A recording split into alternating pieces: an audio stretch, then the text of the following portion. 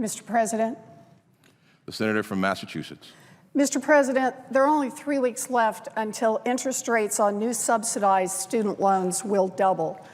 If we fail to act, the cost of college will increase for millions of students. There are strong proposals on the table that would keep interest rates low while Congress has time to work out a permanent solution, and yet Congress fails to act. Why?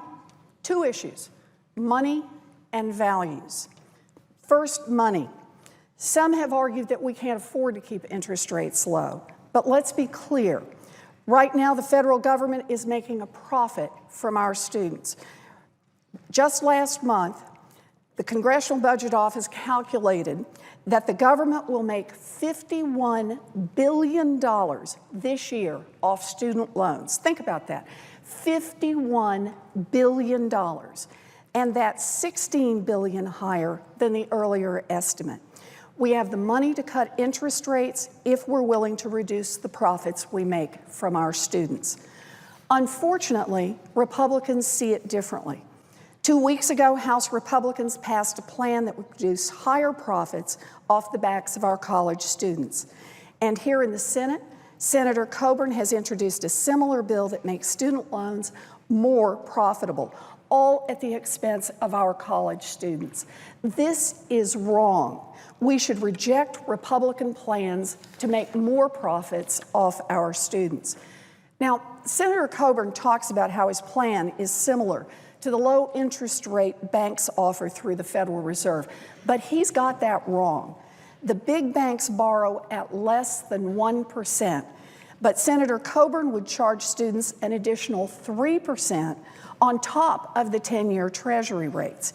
His plan would produce billions more in profits for the government, money that comes straight out of the pockets of our struggling students.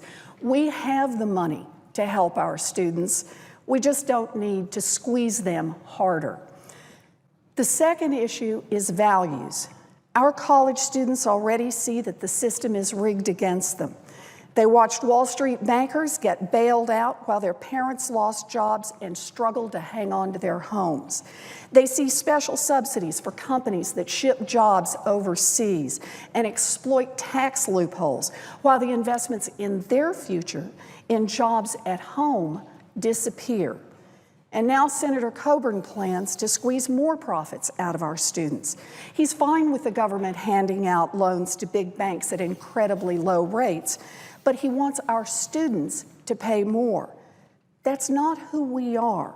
This does not reflect our values.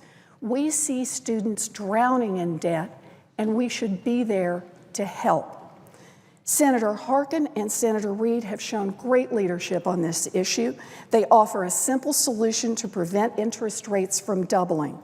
Their plan would maintain the current 3.4% interest rate for 2 more years. I've also introduced a short-term plan that would cut interest rates even more by offering the exact same rate that the big banks get through the Federal Reserve discount window. I introduced this 1-year deal because we need immediate relief while we develop a long-term plan. So I rise today in support of Senator Reid and Senator Harkin's proposal to freeze interest rates on subsidized loans for 2 more years.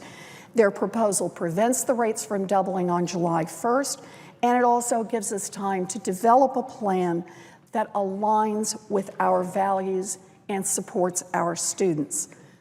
You know, this really is about our values. Have we become a people who will support our big banks with nearly free loans while we crush our kids who are trying to get an education? The student loan program makes obscene profits on the backs of our students. This is morally wrong, and we must put a stop to it. You know, our students don't have high-paid lobbyists to look out for their interests, but they do have their voices.